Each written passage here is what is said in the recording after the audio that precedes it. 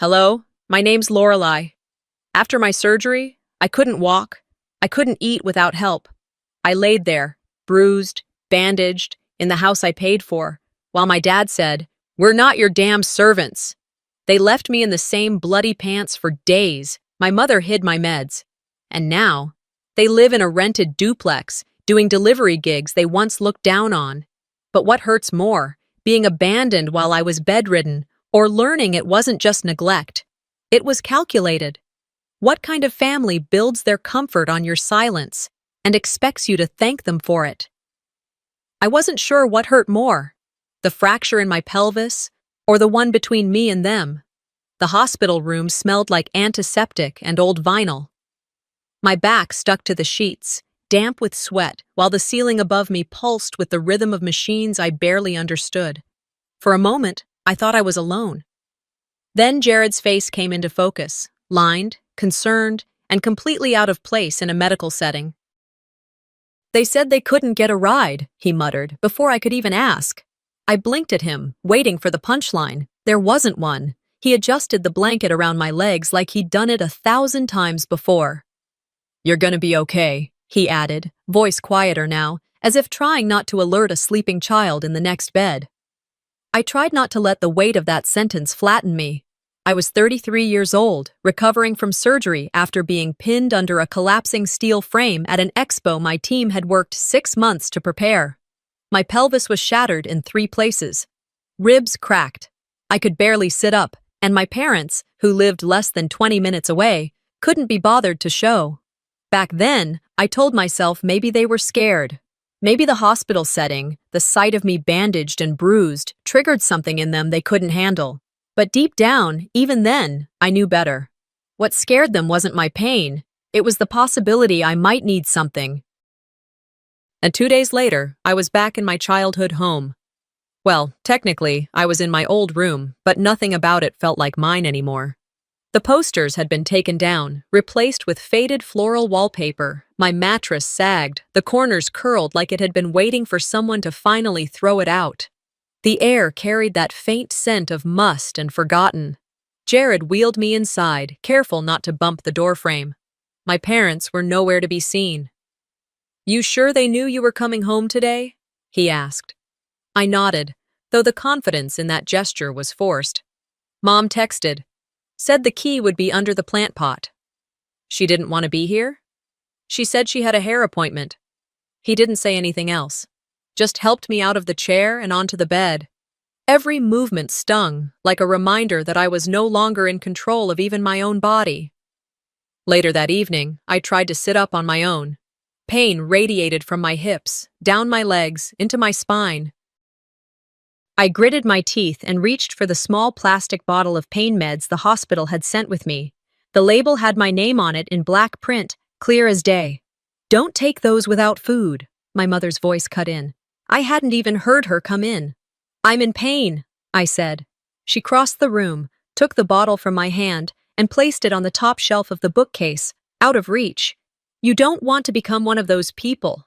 You know, addicted. You've always been strong, Lorelei. You'll get through this." I wanted to scream, but what would it change? That night, the pain clawed at my insides. I tried to muffle my sobs with a pillow, not wanting to wake anyone, though I doubted they'd come even if I screamed. By morning, my clothes were still the same, sweat-soaked, blood-crusted from the night of the accident. I called out, weakly at first, then louder. "Mom?" Nothing. "Dad?" Eventually, the TV in the living room clicked off. My father appeared at the doorway, remote in hand. "What is it now?" he asked, like I was disturbing a game he'd been invested in. "Could you help me get some fresh clothes? Maybe just toss these in the laundry?" He didn't move, didn't even look directly at me. "We're not your damn servants," he muttered, before turning and heading back to the couch. The door didn't close behind him, but the sound was louder than a slam.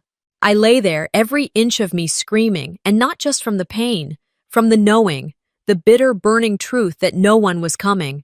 Not because they couldn't, but because they wouldn't.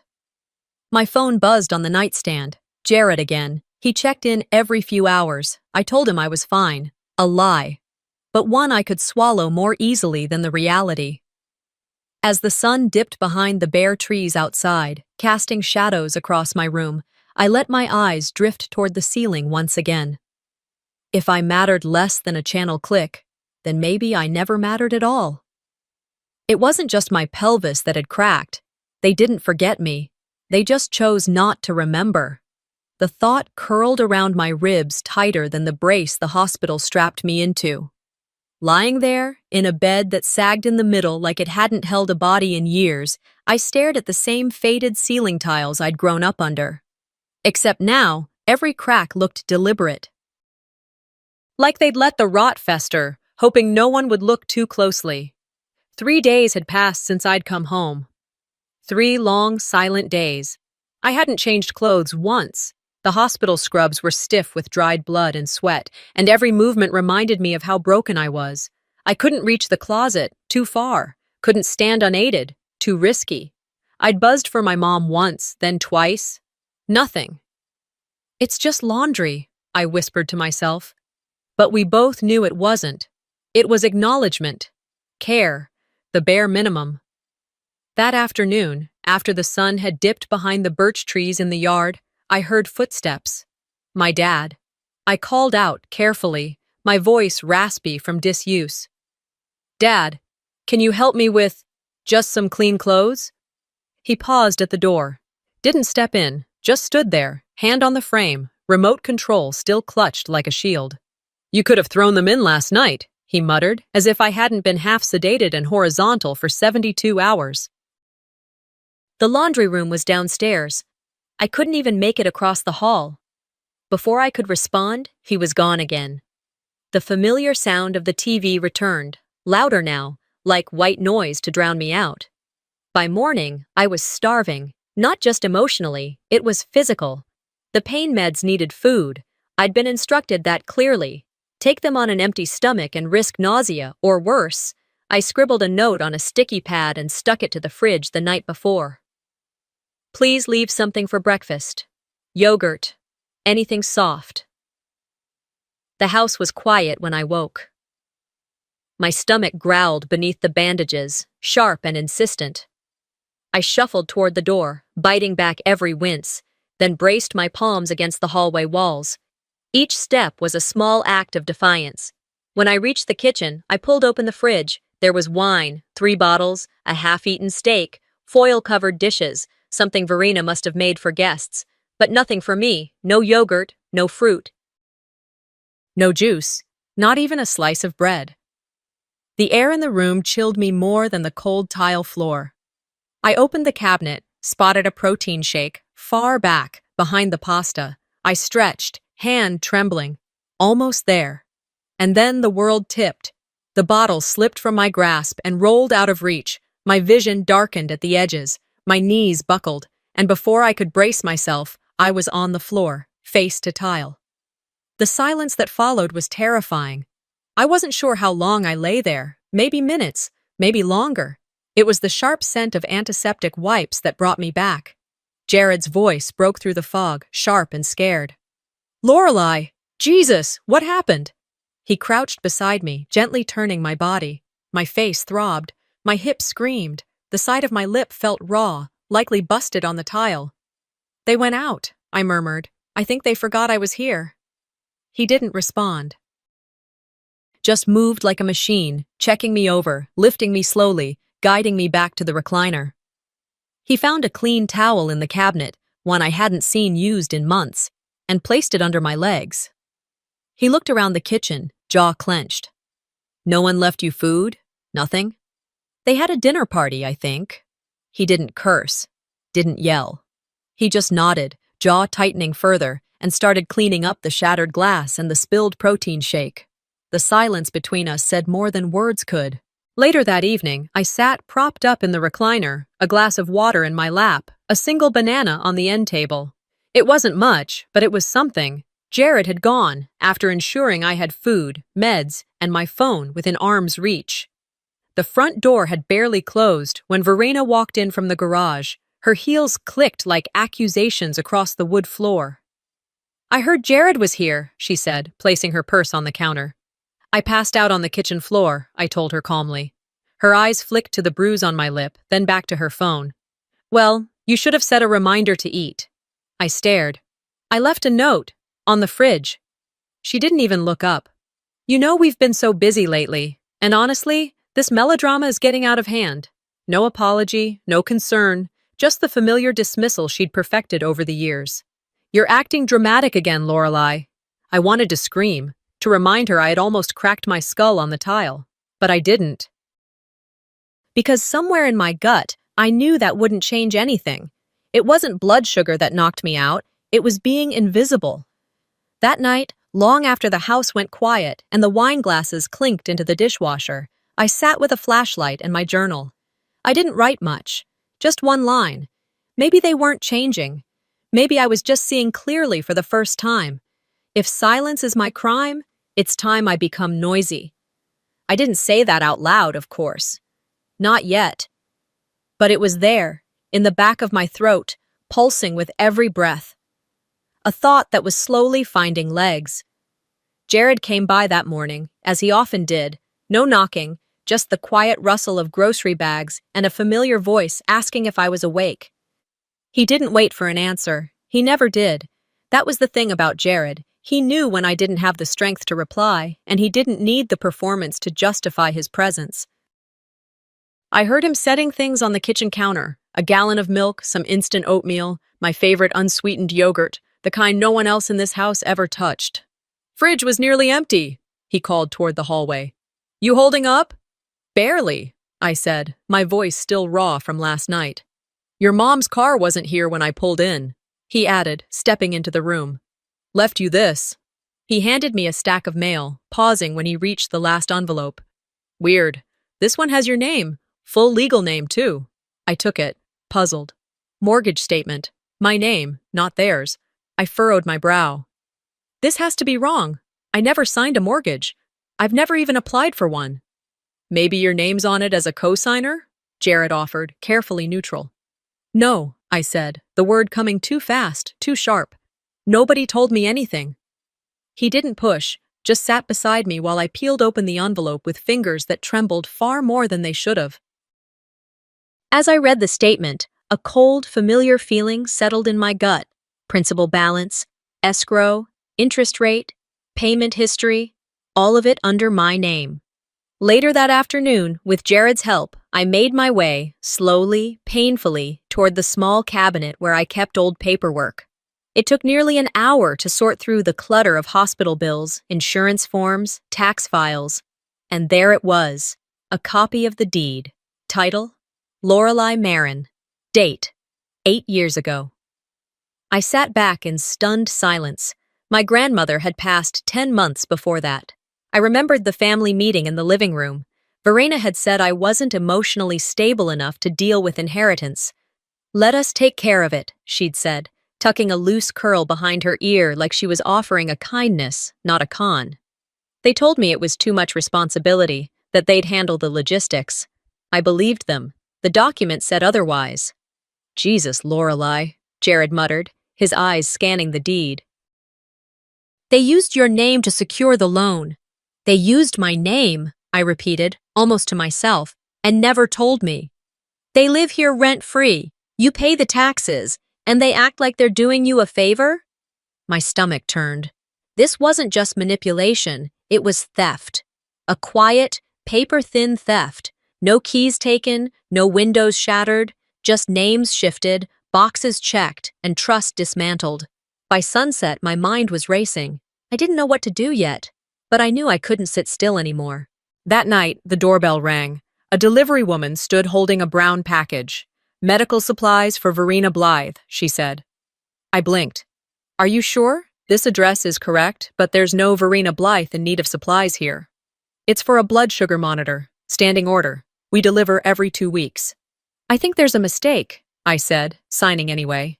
I opened the box once she left. Inside was a device with my prescription label, scratched off and replaced with my mother's name. I took a photo. At dinner, I brought it up. Mom, the device came under your name. She didn't flinch. They don't deliver under yours anymore. Something about system errors.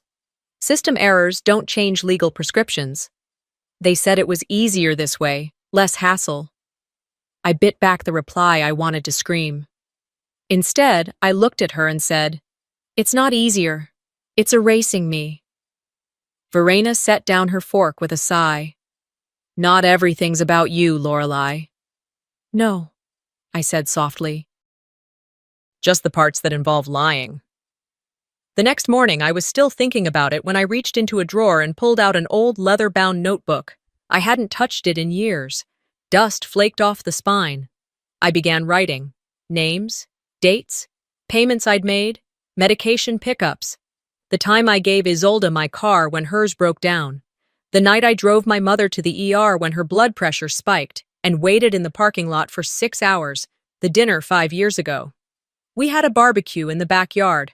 I'd bought the steaks, picked up the beer, even paid the neighbor kid to mow the lawn. That night, Verena gave a toast. "To Isolde," she said, raising a glass, "for hosting this beautiful evening." Isolde smiled, thanked everyone. My name never came up. That night, I told myself it didn't matter. I wasn't doing it for praise. But it had mattered. Of course it had. You can only be invisible for so long before it begins to suffocate you. I wrote that down too. If they can write me out, I can write them down. I didn't know what I was building, not yet, but it felt like armor. The final entry that night was short. "They act like I'm lucky they let me stay here, but it's not their house. It never was." I closed the book, slid it beneath my pillow. The next day, I woke up to the smell of burnt toast and Verena arguing with a customer on the phone. Another delivery came. This time, groceries addressed to the Blythe family. My name wasn't anywhere. I didn't ask about it. Instead, I opened my laptop, accessed the mortgage company portal with the credentials Jared helped me reset, and requested all records tied to my social security number. 3 hours later, I had every document they'd signed. I printed them. They thought I wouldn't look. They thought silence was consent. But I wasn't quiet anymore. Next time they crop me out, I won't be standing at the edge. I'll be holding the camera. That thought stayed with me through the next few mornings, lingering in the quiet moments between waking and remembering. I didn't know what shape my retaliation would take, only that it would come. And when it did, I'd be ready. No longer sidelined, no longer edited out of my own life. 3 days after that thought solidified in my chest like cement, Jared arrived around noon, his arms full of groceries and a small gift bag. He never explained the bag, and I didn't ask. He placed it gently on my nightstand before unloading the fridge and prepping a meal I could actually eat. That was Jared, wordless care wrapped in simple gestures. He was halfway through slicing a pear when he said it. "There's a party this weekend, retirement thing, for your dad. Isolde mentioned it." My fork stopped halfway to my mouth. "What party?" "Retirement," he repeated, not looking up. "Apparently the whole family's coming. Verena's organizing it. Catered. Slideshow and everything." It wasn't shock that settled in me. It was confirmation. Later that evening, I waited until Verena was in the kitchen microwaving leftovers. "Mom," I said, keeping my tone even, "am I invited to Dad's party?" She barely turned. "You can come if you want, but don't overdo it. These events can be exhausting." "For who? Me or you?" She didn't answer, just shook the sauce packet and dumped it over the rice. The sound of her stirring drowned out anything else I might have said. The next morning, I asked her if she could take me to physical therapy before the event. It wasn't much of a request, just a detour on the way to the venue. I'd scheduled the appointment weeks ago, part of the structured rehab plan the doctor had insisted on. Verena sipped her coffee and didn't look up from her phone.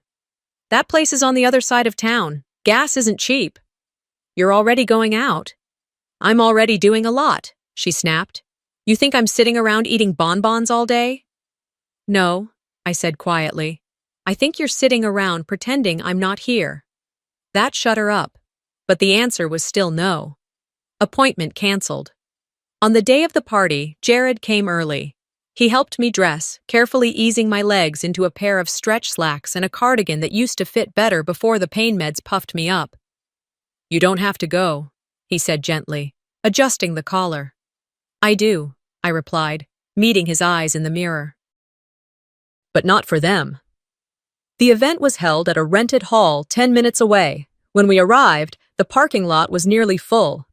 Jared helped me into a wheelchair and pushed me toward the entrance. Inside, laughter bounced off the walls. Tables lined with centerpieces of miniature trucks and work boots, Harlan's favorite career memorabilia. Verena was at the door, greeting guests with her usual faux charm. She turned when she saw me. "Oh, you made it." Not, "I'm glad you're here," just that. "Where should I sit?" I asked. She gestured toward the back, near the coat rack. "It's less crowded over there." Jared didn't say a word. He just wheeled me to the assigned corner. People passed by, said things like, "Wow, look at you," and "So good to see you out of the house," as though I'd returned from some soul-searching sabbatical instead of fighting to stand upright without crying.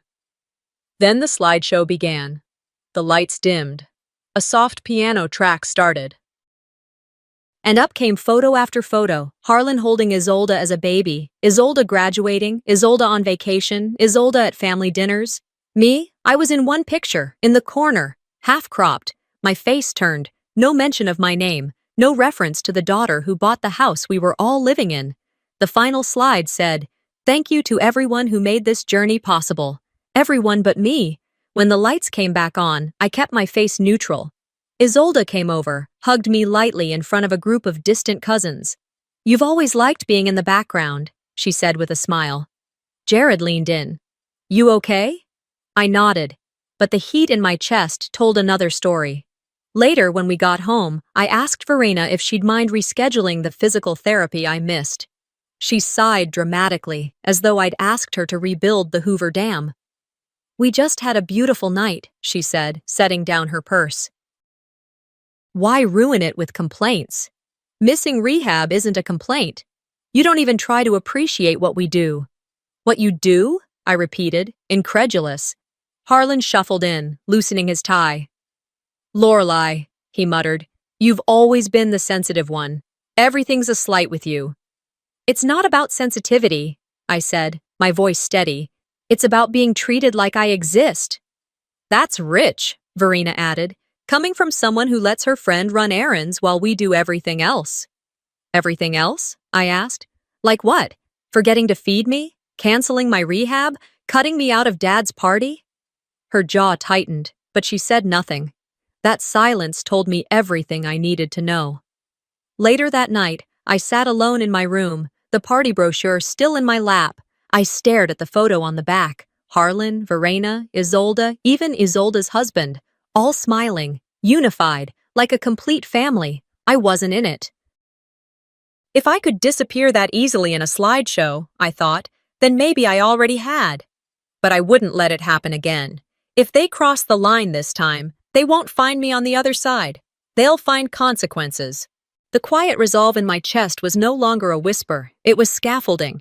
I could feel it bracing the parts of me that had once collapsed under their weight.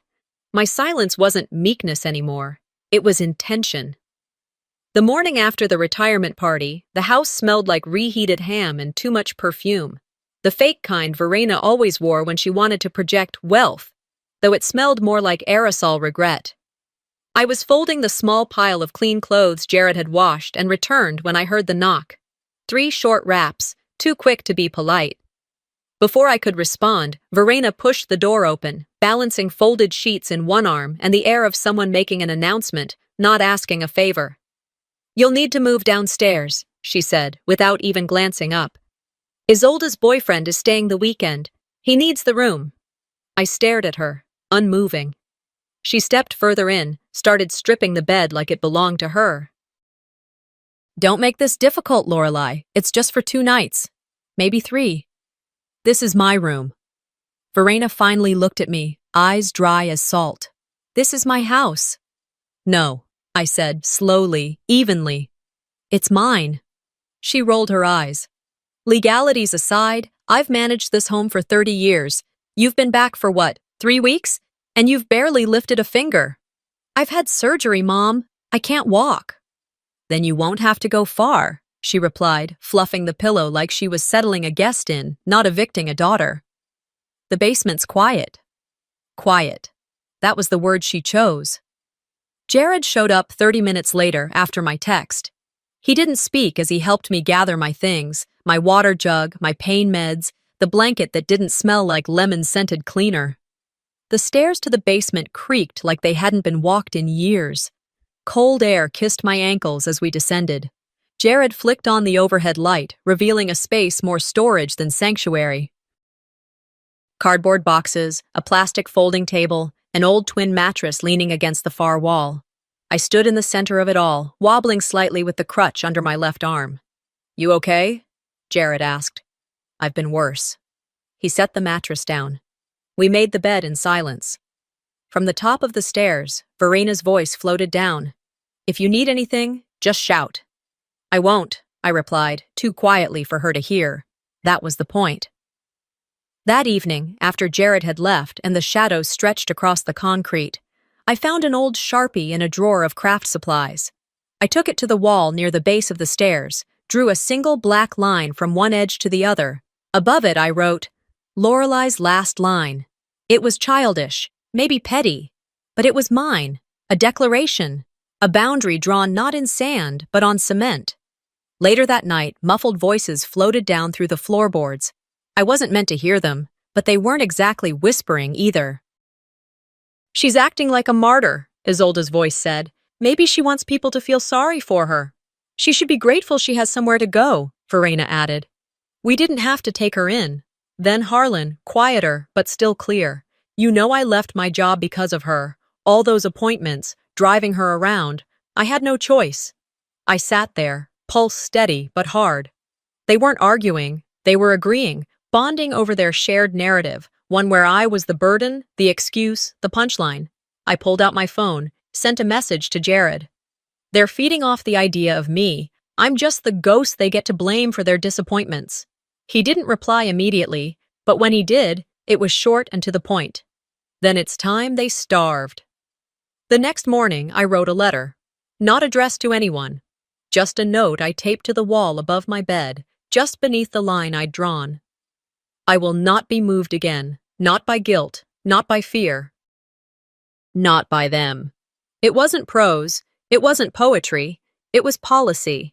For the rest of the week, I barely spoke to them. Meals were delivered late or forgotten entirely.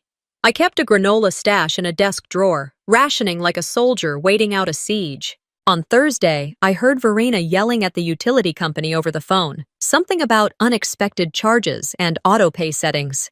I smiled, not because it pleased me, but because I knew exactly where the bills were being routed, through the checking account I opened for them years ago, which they never removed me from. By Friday, I stopped flinching when I heard footsteps overhead. Their words couldn't bruise me anymore. Their stories didn't own me. I had the deed. I had the receipts.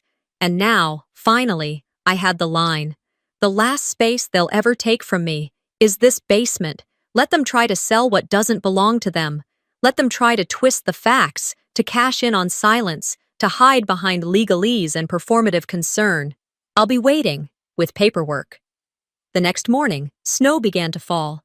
Not in a storm, not dramatic, but slow and persistent, like the world was trying to hush everything it couldn't fix. A whisper of white settled along the edge of the basement window, pressing against the years of grime that had accumulated on the outside pane. I watched it gather, layer by quiet layer, as the cold crept into my bones. The front door opened above me. I could hear it through the air vent near the ceiling. Jared's voice followed, muffled by distance but unmistakably calm and firm. "Lorelei needs her medication," he said. A pause, then Harlan's voice replied, clipped and dismissive. "She needs to stop relying on people who don't live here. She's family. She should depend on us." "Funny," Jared said evenly. "She's trying." Silence followed, final and cold. 5 minutes later, a paper bag slipped through the basement window. Inside were my medications and a neatly folded heated blanket. The gesture wasn't generous, it was damage control. My hands trembled as I picked it up, but it wasn't the cold that shook me, it was rage, not wild, loud, out-of-control rage. No, this was clean, quiet, surgical.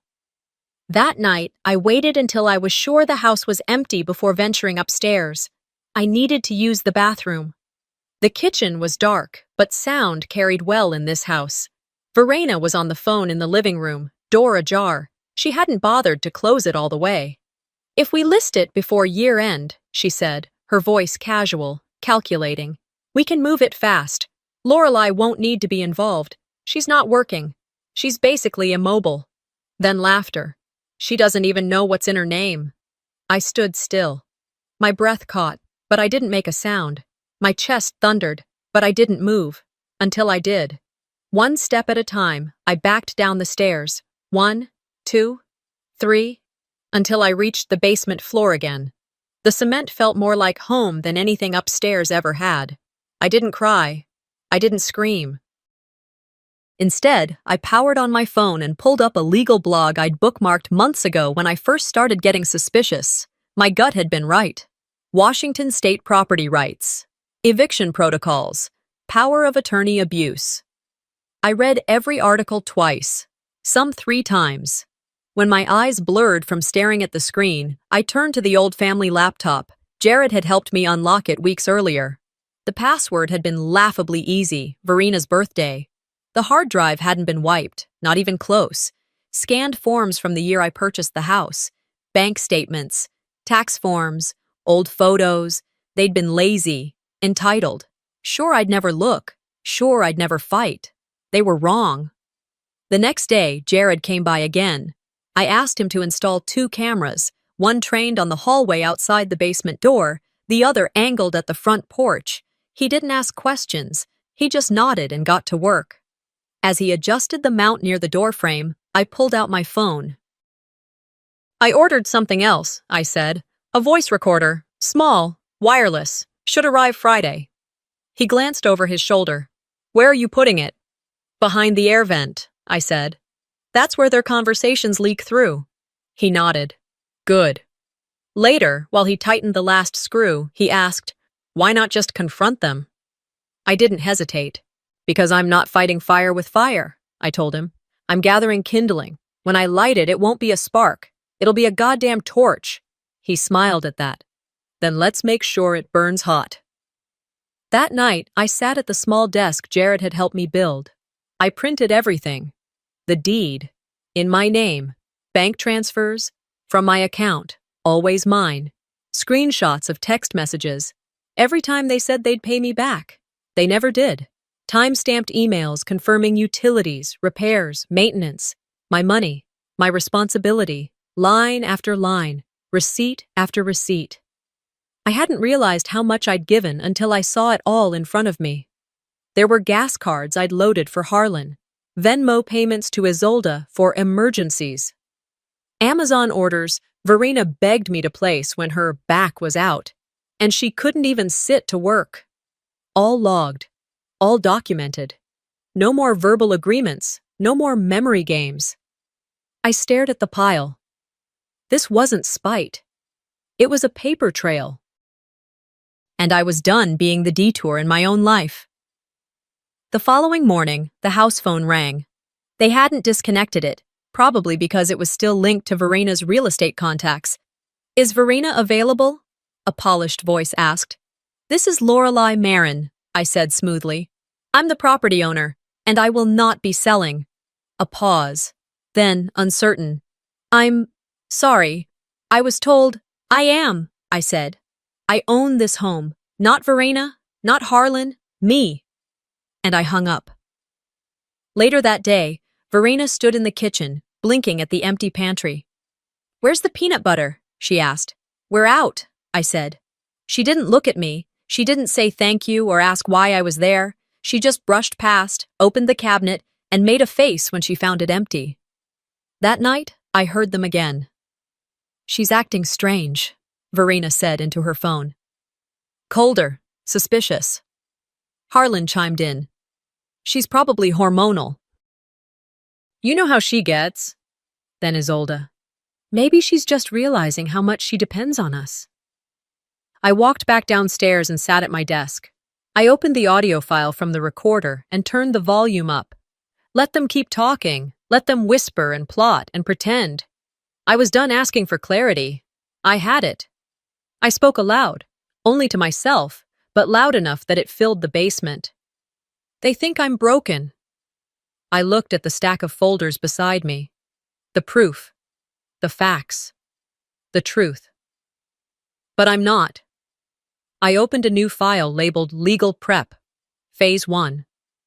I'm just careful. A small smile curled at the edge of my mouth. And careful, I whispered, can be lethal. Let them say I'm the villain.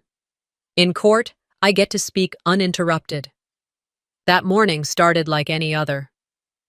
The hum of the furnace upstairs, the clink of Verena's mug on the countertop, the muted laugh of a game show host drifting down through the vents.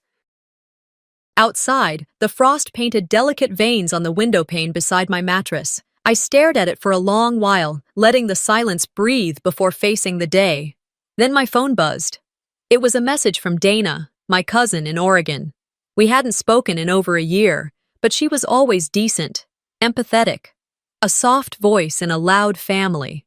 She had sent a screenshot, a conversation thread from the family group chat I hadn't been a part of since I was cut from the Christmas mailing list 2 years back. At the top was a message from Isolde. She's leeching off mom and dad. She doesn't even help pay bills anymore. Acts like she's owed everything. Another message followed almost immediately. Parasites don't get gratitude. My stomach didn't drop. That part of me had stopped working weeks ago, but something else did shift. A calm, cold click like a gear locking into place. I scrolled through Dana's message, which included more of the thread.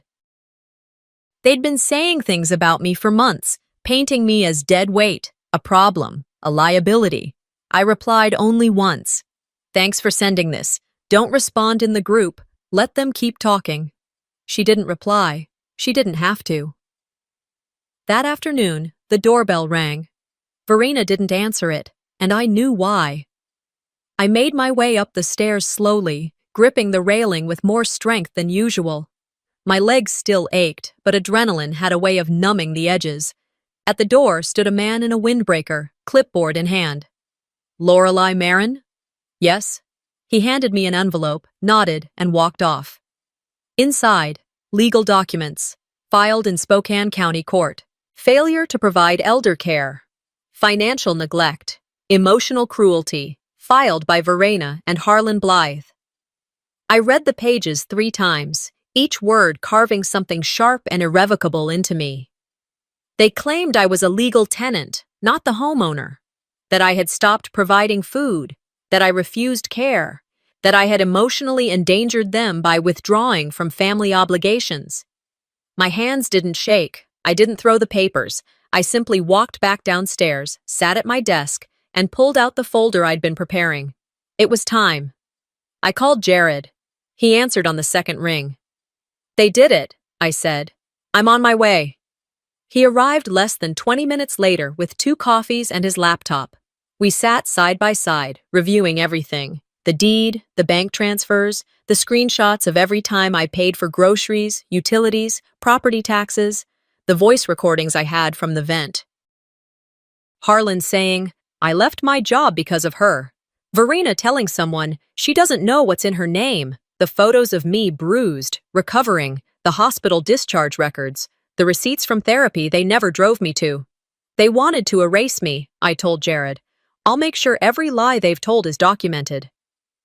The next morning, I scheduled a consultation with an attorney I found through a domestic legal aid clinic. Her name was Sheila Connors, sharp suit, blunt words, zero fluff. She read through the documents in silence. Then she said, They sued you? Good. Now we countersue. Within 48 hours, she filed motions for defamation, misappropriation of funds, and fraudulent occupancy.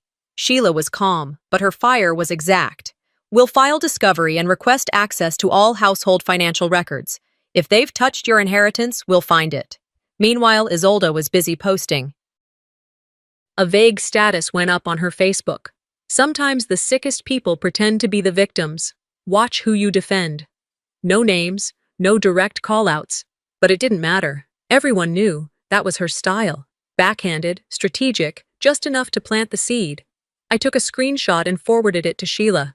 "This is good," she wrote back. "Shows intent." Jared and I sat at the kitchen table that night. The lights were dim, the heater clunking away in the background. "Do you still want peace?" he asked me quietly. I stared at him for a moment, then said, "No, I want facts, and I want them served." The next morning, I signed the paperwork. Filing countersuit wasn't about revenge. It wasn't even about money. It was about narrative. They had controlled the story for too long, defined me in whispers, painted me with selfishness, made me small in rooms I'd paid to be in.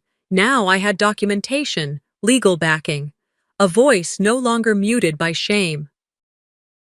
I was the villain in their version of events, the bitter daughter, the ungrateful dependent, the complication. Let them say it. In court, I get to speak uninterrupted. I didn't need the verdict to win. I just needed to speak without being interrupted. That morning, the courthouse was still slick with last night's sleet. The clouds overhead hung low and dull, casting a gray sheen over everything. Jared parked the car in a handicapped spot near the entrance, then came around to help me out. I insisted on walking in, slow but steady, every step deliberate. I didn't want to be pushed, not today. Inside, the waiting area was quiet, the soft shuffle of feet, the occasional cough. Nothing like TV, no drama yet, no gavel pounding. Just a hallway with tired benches and older carpet that smelled faintly of coffee and rain. They arrived 5 minutes after us, Verena in a muted gray pantsuit that probably hadn't seen daylight since a funeral. Harlan in his only dress coat, the one with mismatched buttons. Isolde trailed behind them, sunglasses still on, like she was shielding herself from shame, or maybe hoping to still be seen as the victim. Sheila met us in the side room. Calm, sharp, no small talk. "They'll posture," she said flatly, smoothing out the front of her blazer. "Let them. We have receipts." We were called into the courtroom. The judge, a woman in her 60s with kind eyes and no patience for nonsense, motioned for everyone to be seated. Her voice had the kind of cadence that made people listen without question. Opening statements began. Their lawyer leaned into drama. Words like abandonment, instability, ungrateful. He painted a picture of a daughter who refused care to her aging parents, who manipulated finances and neglected emotional needs. When he finished, Sheila stood. She didn't speak loudly. She didn't gesture. "My client," she began, "owns the home in question, legally, fully. This is not speculation. This is a matter of record." Then she handed the judge a copy of the title deed. My name in bold.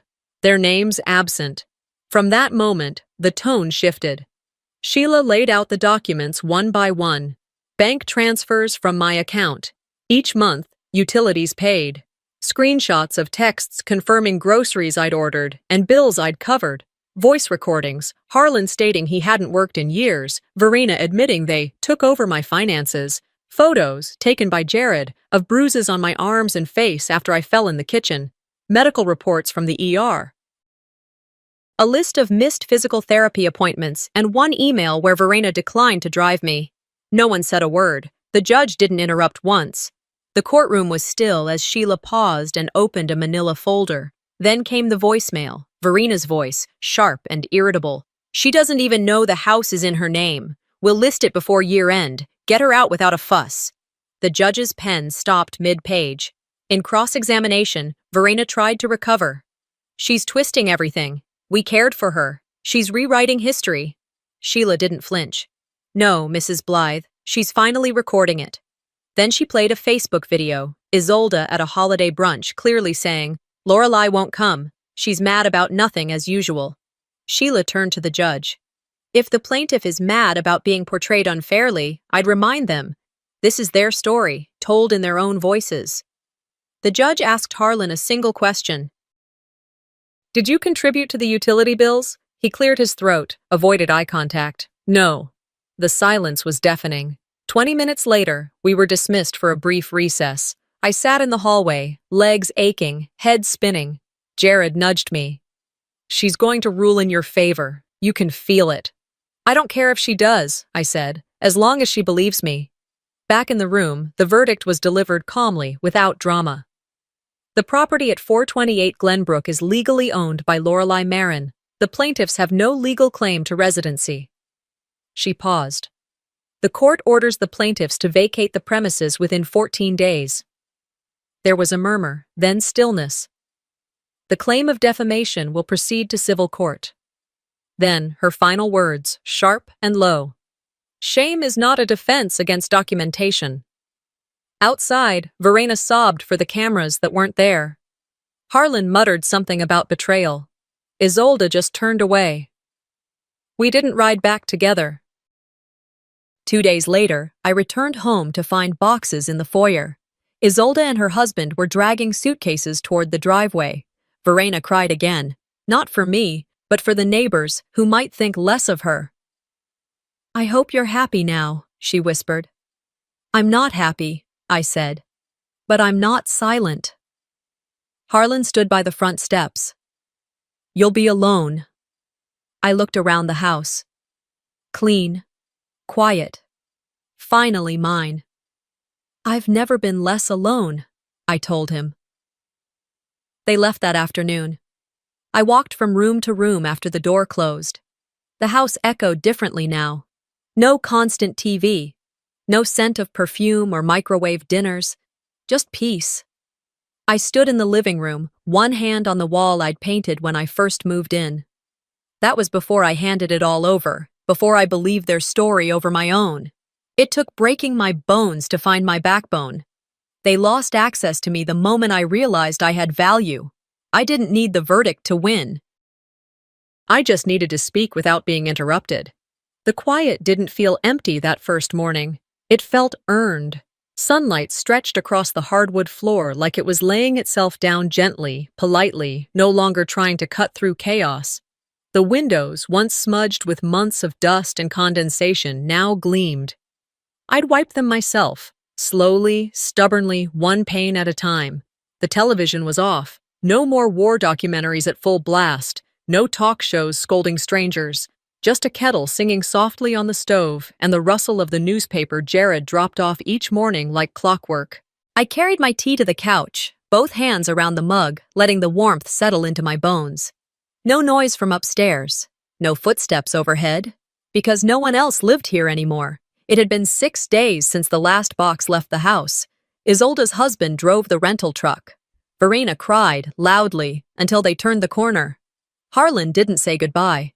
He only paused by the rose bush I had planted with Grandma years ago, looked at it once, and kept walking. The space they left behind wasn't just physical, it was atmospheric. The house itself seemed to breathe again.